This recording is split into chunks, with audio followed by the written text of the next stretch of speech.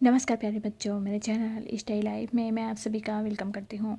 आज हम पढ़ने वाले हैं शिक्षा के सुनहरे सफ़र के बारे में, जो कि आगामी परीक्षा pre BEd, pre DElEd, CTET के एग्ज़ाम के दृष्टिकोण से बहुत ही महत्वपूर्ण है। यह बीएड के पाठ्यक्रम में भी है और डीएलएड के पाठ्यक्रम में भी है। तो आइए जानते हैं शिक्षा के सुनहरे सफ़र के बारे में। यह कैसे प्रारंभ हुआ, कब, कहाँ हुआ। 1951 में खड़गपुर में पहले आईटीआई की स्थापना। 1951 में सबसे पहले खड़गपुर में हुई थी आईटीआई की स्थापना। उसके पश्चात 1956 में एम्स, जो कि दिल्ली में है, इसकी स्थापना हुई थी 1956 में। उसके पश्चात 1961 में कोलकाता और अहमदाबाद में खुले आईआईएम। 1961 में कोलकाता और अहमदाबाद इन दोनों शहरों में खुला आईआईएम।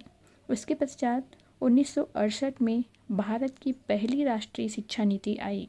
कब आई? 1968 में। इसको आपको याद रखना है कि भारत की पहली जो राष्ट्रीय शिक्षा नीति आई है वो आई है 1968 में।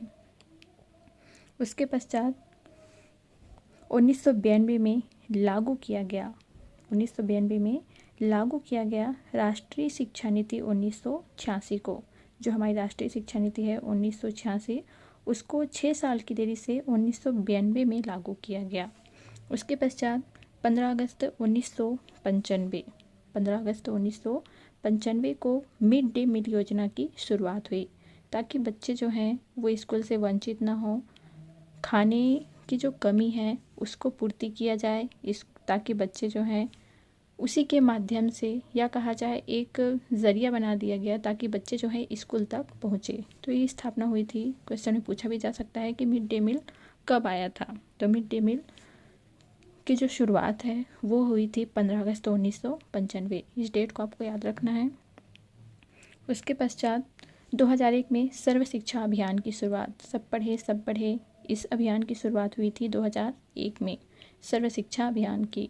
उसके पश्चात 1905 में आया NCF, नेशनल कैरिकुलम फ्रेमवर्क। ये आया था 2005 में।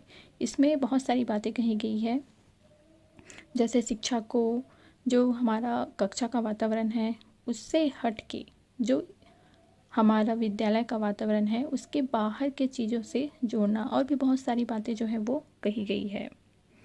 और 1909 में शिक्षा का अधिकार कानून जो है वो पास किया गया है। तो चलिए आज की क्लास यहीं समाप्त करते हैं। धन्यवाद।